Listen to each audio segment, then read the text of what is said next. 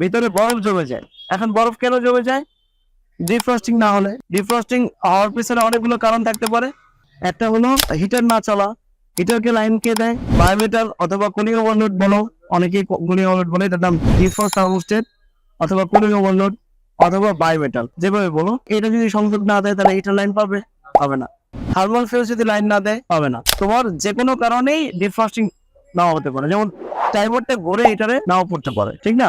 তাহলে সেই ক্ষেত্রে কি হবে? সেই ক্ষেত্রে টাইমারটা দেখতে হবে ঠিক আছে কিনা।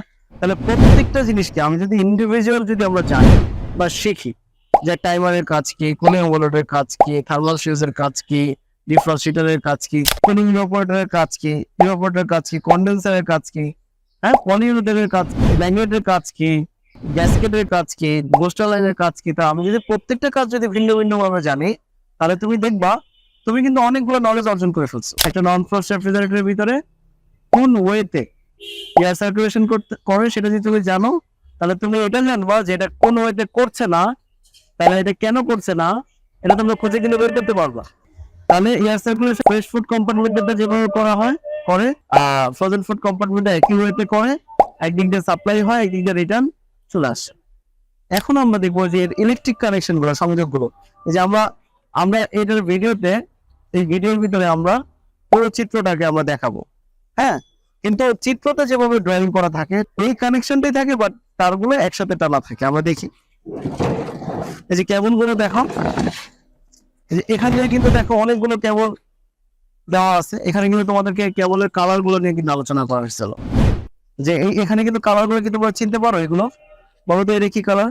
যে এটা pink, red, blue, black, brown, ঠিক আছে? এরকম প্রত্যেকটা কেবলের কি কালার দেওয়া আছে, কি কারণে? যেন আমরা খুব দ্রুত চিনতে পারি যে কোন কানেকশনটা কোথা থেকে গেছে, কিভাবে আসছে।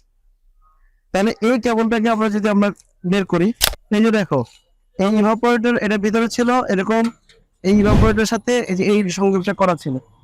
এবারে ইভাপোরেটরের যে সাকশন লাইনটা, ইভাপোরেটরের শেষ অংশটা, এটা এসে এখান দিয়ে কোথায় চলে গেল? কম্প্রেসারের কোন লাইনে? সাকশন লাইনে। কথা বুঝতে পারলাম? এই চিত্রটা অনুপাতে কিন্তু তোমার এখানে ডিজাইনটা করা।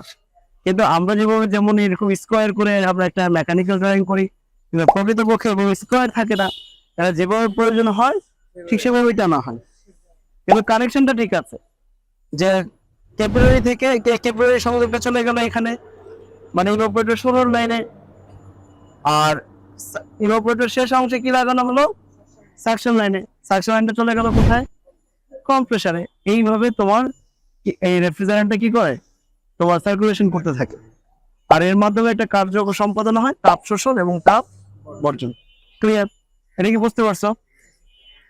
মানে ভিতর দিয়ে লাইনটা টানা, কিন্তু কোন দিকে গেল সেটা কিন্তু আমরা এগুলো বুঝতে পারি না। বুঝতে পারি কি?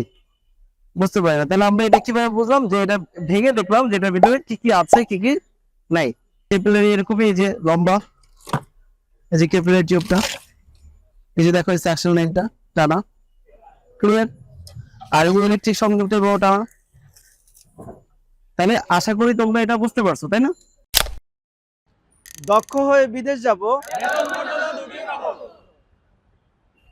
We are from